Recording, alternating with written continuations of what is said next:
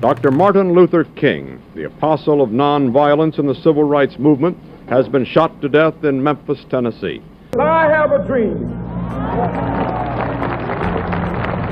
My 4 little children will one day live in a nation where they will not be judged by the color of their skin, but by the content of their character. I have a dream today. King's final campaign came in 1968 in Memphis, Tennessee, while supporting striking sanitation workers. He was assassinated at a local hotel. King was 39 years old. Civil rights activist and two-time presidential candidate Jesse Jackson was there when King died. And even in his death, he became bigger. He was crucified in Memphis, but his resurrection has affected the whole world. King gave this speech the night before he died. And I've seen the promised land. I may not get there with you, but I want you to know tonight that we as a people will get there. 40 years after his death, some of King's dreams were realized, including the election in 2008 of Barack Obama as the first African-American president of the United States. Because I have a dream. Martin Luther King's message continues to inspire people across the globe.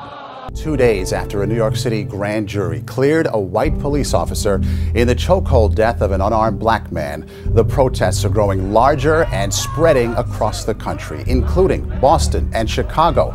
And now another New York grand jury, this one in Brooklyn, is about to investigate the shooting of another unarmed black man. You know, if you think about the civil rights movement, it took 10 years for anything to really happen between the protests and the boycotts of the buses to the actual Civil Rights Act. So it's going to take time, but we got to keep fighting. Everybody's here together, black, white, brown, everybody.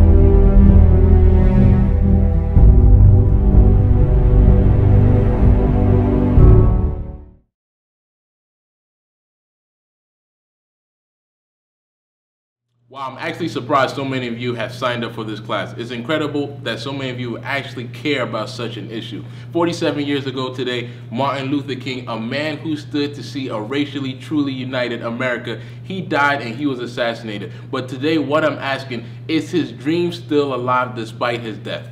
And as we can all see, there have been several violent tragedies that have occurred. Ferguson, Eric Garner, the 2 cops that were shot in New York City. Is his dream still alive?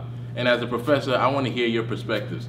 Kofi, please, please, please, address me as Dr. Kofi. I have 5 PhDs. I'm surprised Walla hasn't hired me. But go ahead, Gio. I'm sorry about that, Dr. Kofi. It's just that I believe that Dr. King had a social ideal. And this set in motion a change in social justice. Because in his days, in the 1960s, we saw a lot of social injustices. And even though today we've seen a lot of flaws, we've surely improved from his time to now. Yeah, we have the cases like Eric Garner or Mike Brown and the 2 cops in New York, but at the same time, it's not like there was back in those days. We have opportunities for all races, all colors, and whatever language you speak, and now we even have a black president. Yes, Ms. Ivory? So regarding your question, I believe that the violences that occurred with Ferguson and the other case that you mentioned has more to do with poverty and the social class issues that we have going on in this country right now. And I believe that really needs to be addressed, and it's going to take a lot to figure out how to resolve it. I do believe that Dr. King's dream is still alive, and I see it as this nation becomes more diverse and as we become more mixed, I think the issue of racism isn't going to be as big of an issue as it was and as it is. Thank you. Great perspective. I believe that his dream is still alive, but not everybody wants to be part of it. And I really think that we should all unite so that in the future it doesn't get worse. Mr. Farr? Yeah, Dr. Kofi, Mr. 5 PhDs in the house. I love it, I love it. I got something to say. Go ahead. You know, it's interesting to me that on the news, all we see is violent protests. Dr. Martin Luther King Jr. said in his speech, "I Have a Dream," that he wished that the protests would never resort to violence in this way. But I personally have seen protests recently that were done the way that Dr. Martin Luther King Jr. would be proud of. People, both white and black, joining together, marching for a united and free America.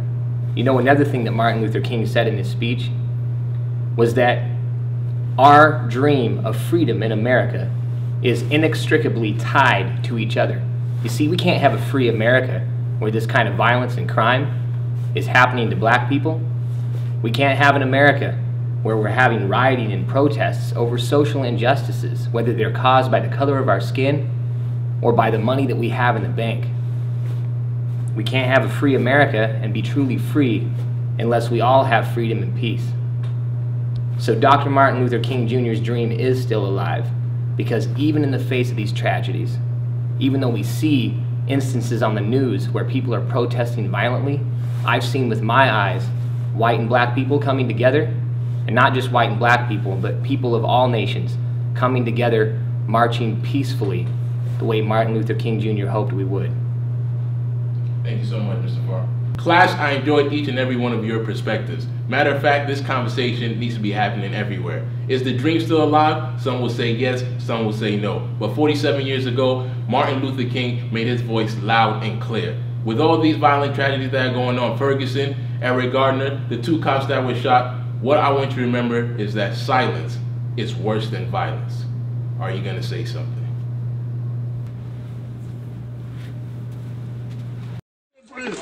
I can't breathe. I can't breathe. I can't breathe. I can't breathe.